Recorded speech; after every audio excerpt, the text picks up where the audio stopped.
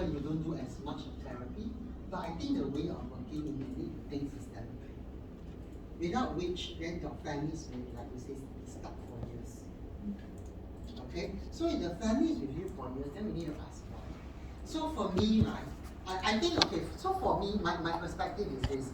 When Minucci, and if you Google his tapes and whatever, you can see him very top down, whatever.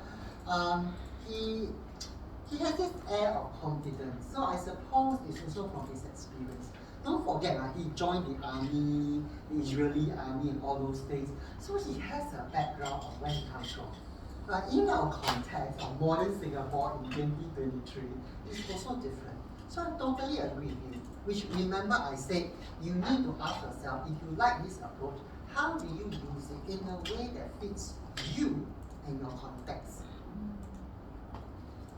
So you don't fit the client to the theory, you fit the theory to the client. I think it's wrong.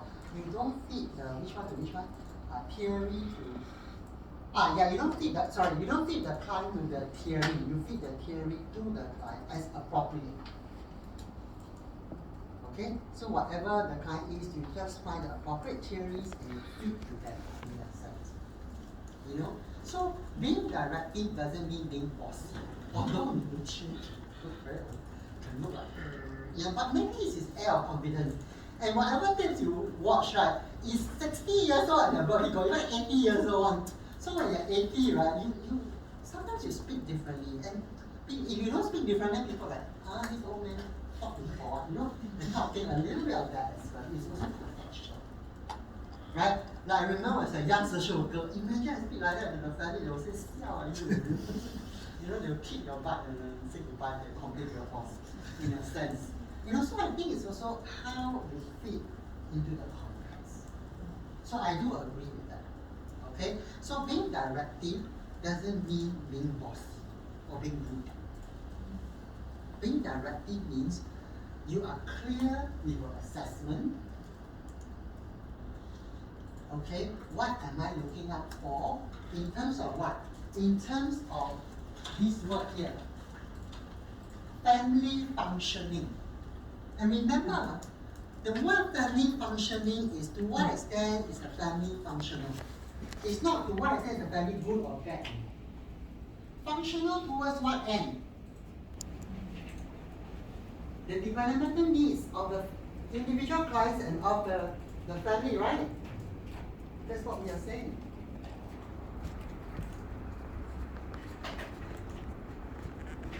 So I'm directing because I'm looking for, I have areas of assessment. And I see certain things, and upon opportune time, I zoom in. I will do it that way. So I don't think, I hear some Singaporeans say, who say you can't change man? Then you will, I won't do that. You know, so I say I won't, because I think for Singapore families, I think they still want you to connect with them. You know, they want to do that. You are compassionate towards them. And our country is a country that drives people. Already, we all feel driven. You know, like there's going to be a 10% increase in transportation. Very unhappy about that. It just increase. I take public transport, by the way. You know, so already a lot of things people are feeling driven. Everything is about being taught. And we have to be contextually because we're a small little nation. And in therapy, you also want to drive people away. It doesn't work. Then how are we going to create change, generate change? So how then do we, so I like your take, then how do we, if you like the assumption, then how do we use it in a way that fits? So I think that's more important than agree or don't agree, do or don't do. It's when to do. That makes you a good social worker, psychologist, not do or don't do, but when to do. Okay? Right. Wow, so fast, 10:25. Okay, any things, my language is jumbled up. Any other thoughts and reflections that you want to put up that you feel, wow, you know, you are thinking, your group was talking about?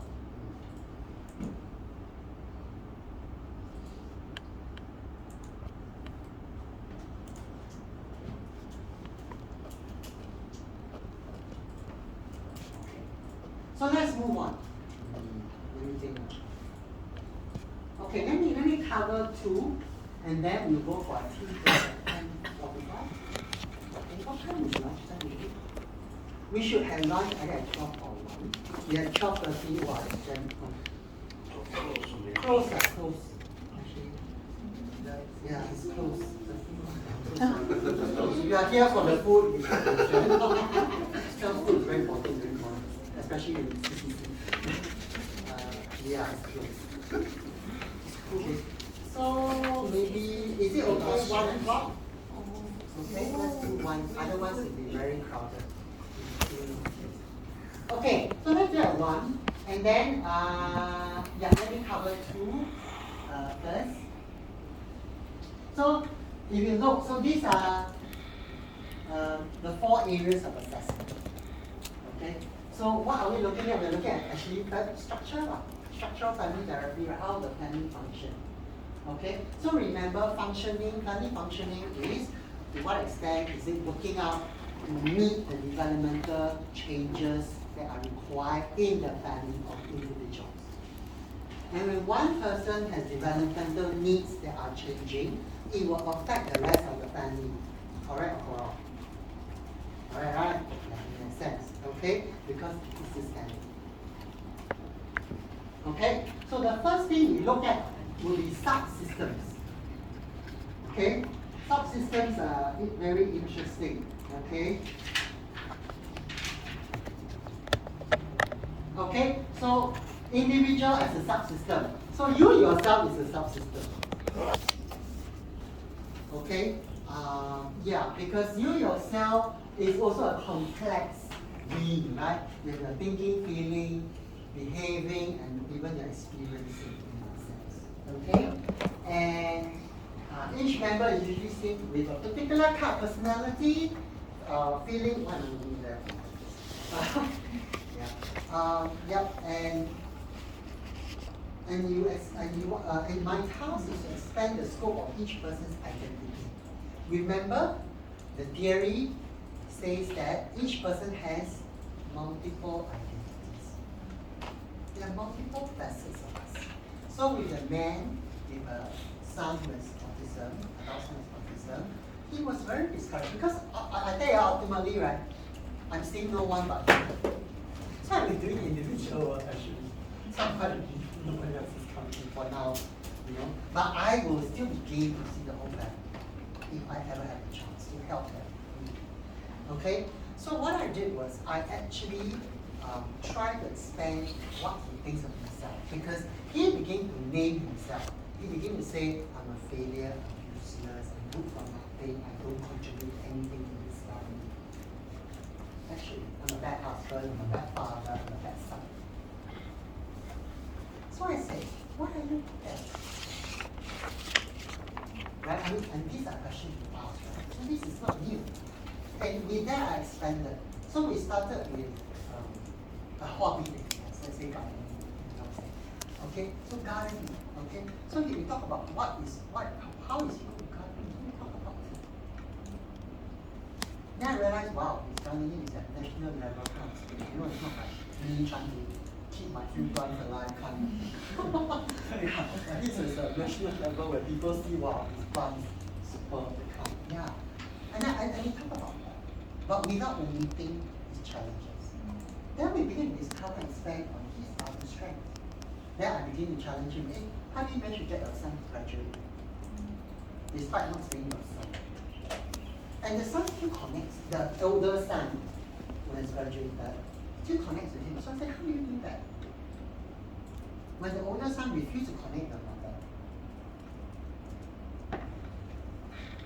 You know? So I begin to draw a strength. Okay? And that helped. So individual as a subsystem. I want to bring forth how each member is interactionally connected to others in new roles. Complementary. It's very hard. Complementarity. Okay. Complement, right? So if I'm black, you're white. If I'm good, you're bad. If I'm kind, you're unkind. Example. Complement. You know? So total opposites in that sense. So how then, with what is happening to him, triggering his interaction with other people? So how I'll differentiate systems thinker from linear thinker would be this. Linear thinker will keep asking, how are you? Okay, you're very good, you're this good, that good, whatever. Then drop the strength and then affirm the person and move on, you know. But as a systems thinker, and there's nothing wrong with that. I'm not saying there's anything wrong. Systems thinker will add on to that. I will add on to how are your strengths and helping. Like I asked, right, how do you manage to connect with your son, although he's not staying with you? Although he has not been paying his maintenance for so long. And how does he view you? What are you inviting him to connect with you in a different way? From how you connect with your wife, which is antagonistic, how you connect with your father, and how you connect with your mother, which is antagonistic. You see? So that's relational. Do you hear the relational part of it? So that is the relational. That's the system thinking. Okay? So individual as a system. Then spousal subsystem. Okay? So spousal subsystem, really we are talking about partnership. Right? So a couple may not be married, but can they be in a spousal subsystem? Can, right? Because some people are living together, homosexual, heterosexual, whatever sexual relationship, as well as they are in some close intimate relationship, then partnership. And then how are they helping one another to grow? You know? And can you see its formation by marriage or partnership? So it's not just marriage, not T-type. So adjustment and negotiation of roles and roles between spouses. So what are the roles? How do you balance the roles as spouses? Who makes the decision? Is it a joint decision? Is it I make you follow? And how are these decisions being made? About you join, I follow, or we make joint decisions? Are these being discussed? Is there what I call a talk about talking? Sometimes it's not discussed. It's just, okay lah. Then they just like, Because from individuals we enter into a partnership or marriage, right? Then people think, oh, that we just flow in. Actually, no, there's a lot of work to do. So for the single, just to let you know, it's a lot of hard work. It can be fun, it can be very stressful. Okay, so you have to, it's a package deal, sorry. You cannot have one without the other. Okay, so it's an entity distinct from parental subsystem. Okay, if you think about parental subsystem, what's the word that comes to mind? Which is in the next slide. It's not in the next slide. What's the word that comes to mind? Is someone other than me? Parent-child relationship. That's right, parent-child relationship. Caregiving. Caregiving role. Right? I mean, yes, spousal subsystem you also have caregiving, but not in that.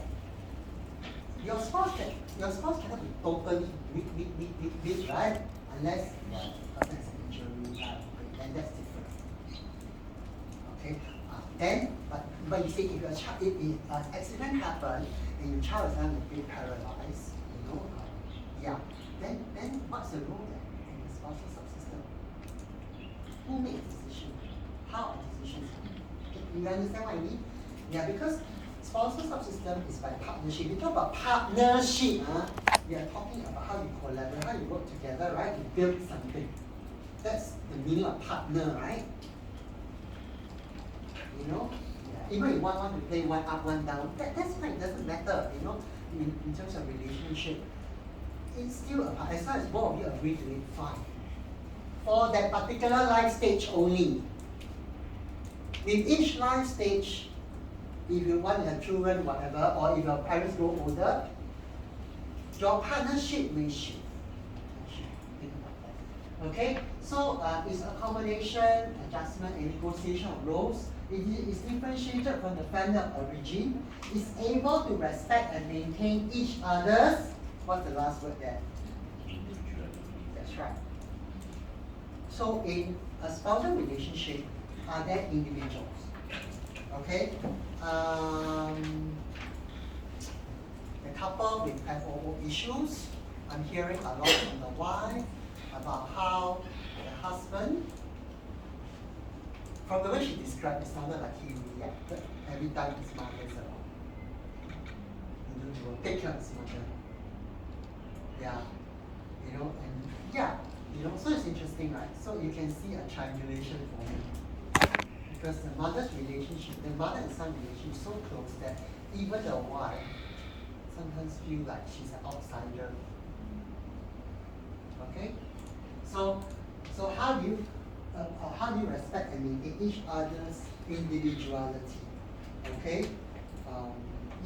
So that's wife respects husband's individuality, but yet the question is also, does husband respect wife's individuality? Can you share a bit more about the differentiated from the family of origin? Yeah. You see, as an individual, if I'm forming partnership with someone, right? To get together. Then how am I my own person? Or like that man, a lot of things, like he had good intentions. He organized some big event for the wife because he thought the wife is overwhelmed. But the issue is he brought his mom along. And then the mom is wheelchair bound. So instead of attending to his wife, he attended to the mom. Then the wife said, so how am I attended? So you see, so that's what you mean by the need to be differentiated. So I'm a person, my own right, in a sense. I can make my own decision. I'm not tied to what my family say, how I should make my decisions, and what decisions should I make.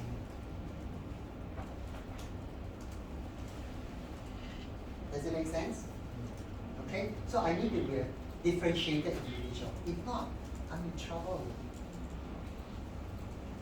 Because I have another couple long time ago, whereby this lady came in and she said, before she married her husband, she thought, the husband is the most filial son in the world. So she married him, right? Then after that, she regretted, because he's so filial that every evening he will visit his mother without fail,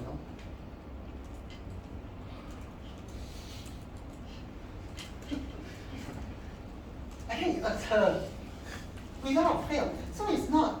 So we're not saying you cannot visit, right? But we're saying, hey, how do you cater to the developmental needs, right? So you're married, then how do you come together to join the family? How do you balance between visiting and not visiting? I mean, not that the mother is sick, the mother is there, someone is taking care of her. Then why must he visit every evening? And when the wife confronted him, he basically dismissed her. I'm just visiting mother, you don't come disturb me, do whatever you want.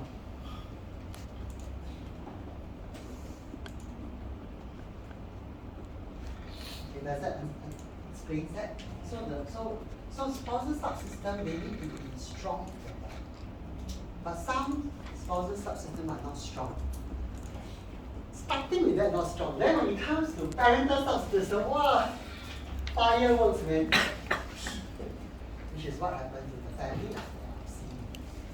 Fireworks, because, so before the child came, let's say husband went to visit mom every single day. Okay, we're talking about without fail, every single rain or shine, 8 p.m., 10, 11 p.m. Where's the space for the mom?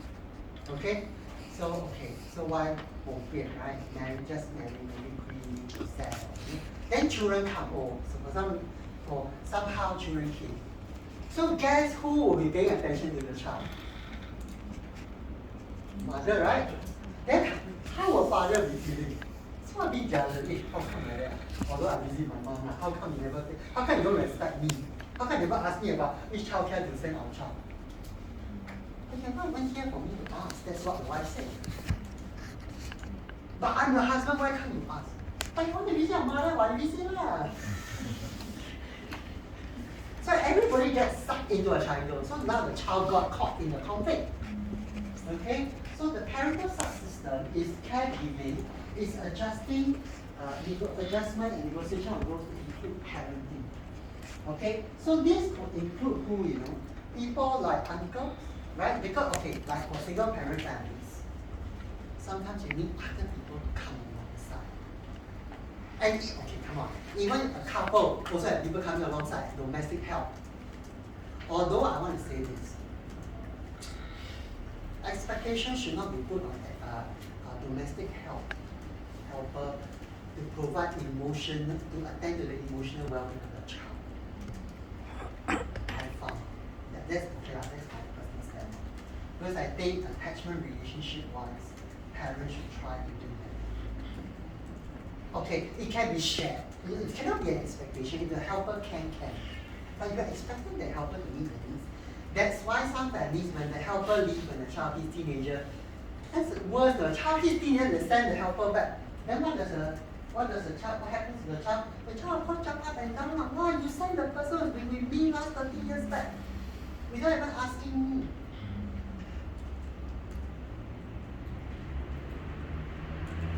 Even if the helper doesn't provide attachment relationship, the helper is standing in the house. There is an impact on the young person. Okay? So the helper can be included in parental subsistence. The problem and the challenge is, what is the role of the helper? That must be clear. Okay? That must be very, very clear. Okay? So if parents say, make sure my child do homework, and then the child is rude, and then you never correct the child, and they say, they tell the child, yeah, the helper is very bad one. You don't talk to her anymore. Okay? Then you tell the helper, make sure the child does homework. You're actually creating problems for yourself. Okay?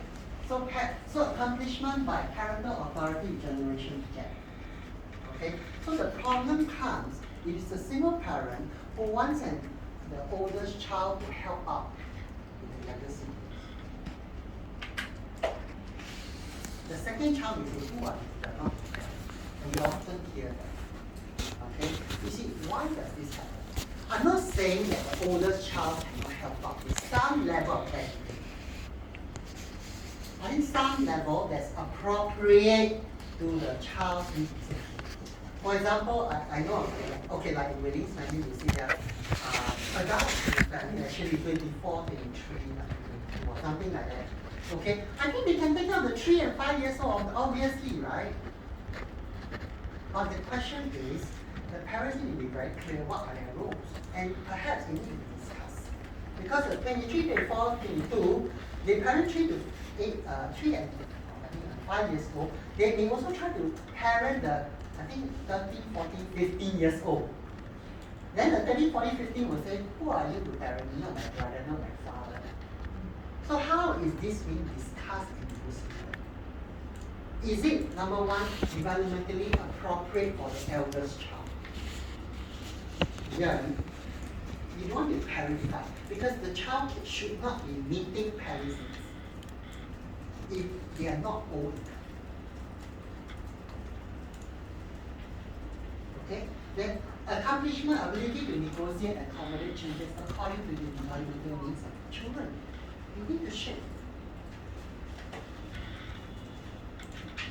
Okay, so parental subsistence. Sorry, Tony. Yes. For parental subsystem, right? Can we use this to also explain grandparenting? Yes. Okay.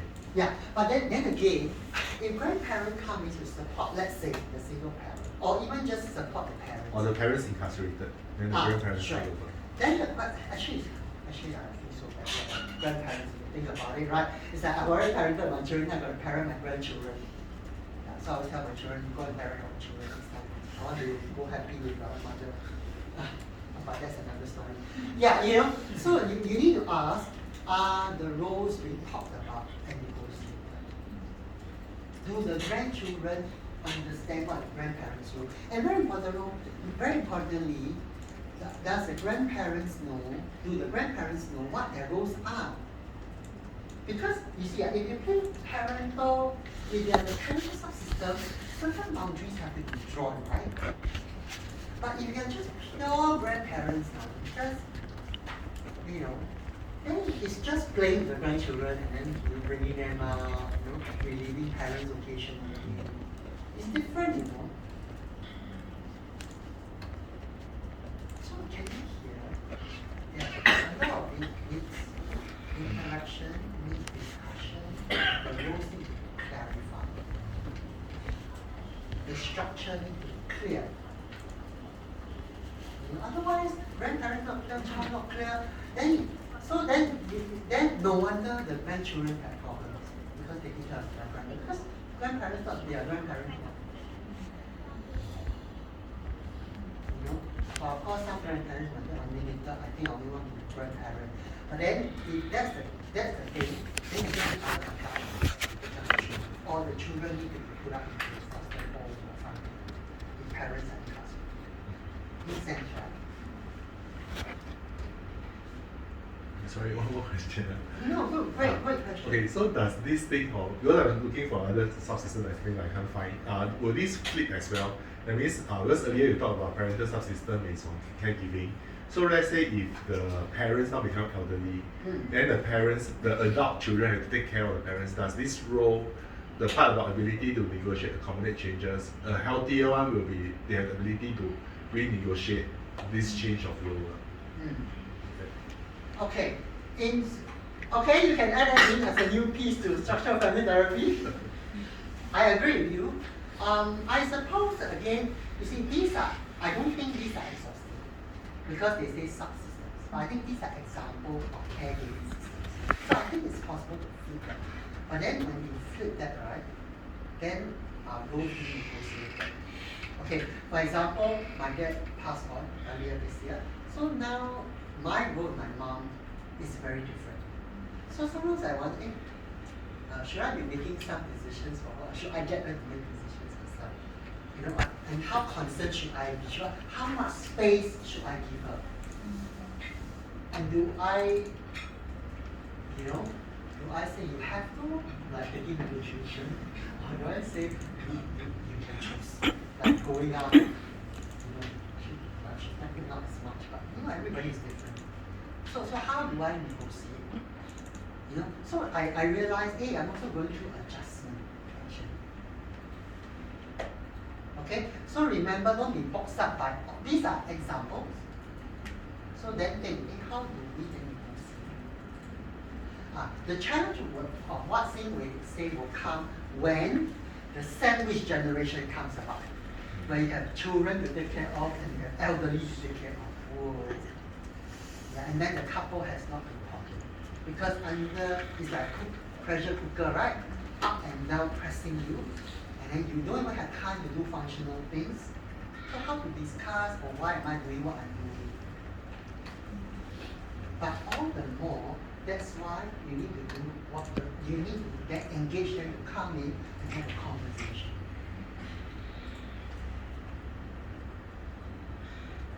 Okay? So even in FSC, we don't do a lot of family therapy, but you see, if you do assess families that need help, refer them to the FAM and FSC, or refer to us as CCC. Okay, currently we have a pilot project for children, youth up to 25 and their families. We're going to pay them for 10 sessions. Yeah. Okay, for you to talk to me. No, I'm serious, okay? And the reason why we are doing that, there are a couple of reasons, but one of the reasons would be because we also want to support cases in the community sense. Okay, it's a pilot project, so we're also going to see how it is. You can still be working a case, but we will still work the family therapy. And then after 10 sessions, when we hand over, we will also talk with you about what's the difference. Okay? Alright, sibling subsystem. Sibling subsystem is peer like, right? Right? It's like sibling. So if you are a single child, like a single child, then you have to find that peers. That's what it is. Okay? Basically, sibling subsystem is establishment of the child's first social relationships. Formation by birth or adoption of other children, or in one case, I know where the family foster parents.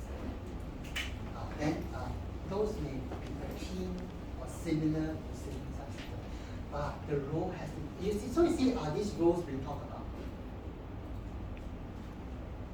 So you will hear me come back and say, are these roles clear and we talk about negotiated? And not just one time, it's every life transition with whoever in a family.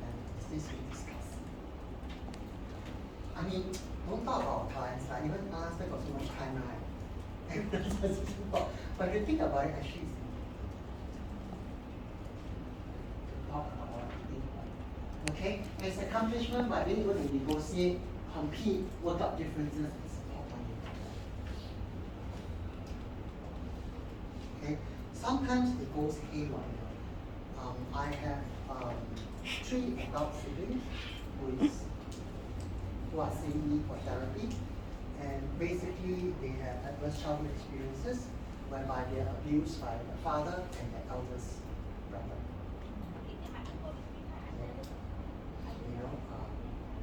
So that's why, So instead of the elder sibling aligning with the siblings, I think it's also maybe a trauma response, right? Because if the father is abusive, if he's fearful of being abused, that's before.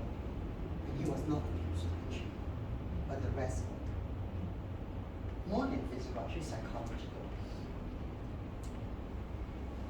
Okay? So it's interesting, because after I was wow, interesting, I have quite a number of adult siblings who come to therapy to talk about the past. And a lot of these cases are kids. I'm presenting a paper of my reflections of this work. We're working with adults in their 40s, 50s, systemically, who have been traumatized as a child. Okay? So relationships between subsystems. So how does the spousal subsystem relate with the parental subsystem? Young parents, especially young parents, sometimes the parental subsystem take over, they don't have time for the spousal subsystem. Make sense? And that's where sometimes the problems get generated. The problem. Are you connecting with some of the things I'm talking about? Then parental subsystem and sibling subsystem. Okay? So again, do this overlap? What are the boundaries and hierarchies? Some children talk as if they are parents. Okay, like the eldest brother who abused the rest of siblings. I mean, it's like, doesn't make sense. So the 3 of them were so angry. And they have, of course, they should be angry. And when I say, of course they should be angry, they look at me so stunned, because first time they have gone to many, many systems. And actually, father tried to file for miscellaneous contract. And that's where, and they felt so brave. They felt like such bad children. And I have to say, no, the experiences of being abused is real. And it opens up channel. And wow, the issues of dissociation, all of them start talking about things like this because of the violence. Relationship within subsystems, how siblings within sibling system, for example, between couples. Let's say parental subsystem, if it's not between a couple or couple and grandparent, because sometimes parents will cut the children to put their grandparents' place, right? So actually, instead of 2 parental subsystems, you have 4. If both grandparents are. So again, how are these things? Yeah, so keep that in mind. Okay, so coalition within subsystem. So who forms a coalition? We'll talk about that. What's coalition? Then coalition basically is forming an alliance for some common purpose. Like parents need to form a coalition. They need to do some things when they're parenting their children. They're trying to see, do they have they formed coalition? Okay, and then enhance security and well-being for the family. Alright? So that's what. Okay, let's take a break at this point of time. Let's do a 15 minutes break. We come back at 11:15 and then we continue with the rest of the session. Okay?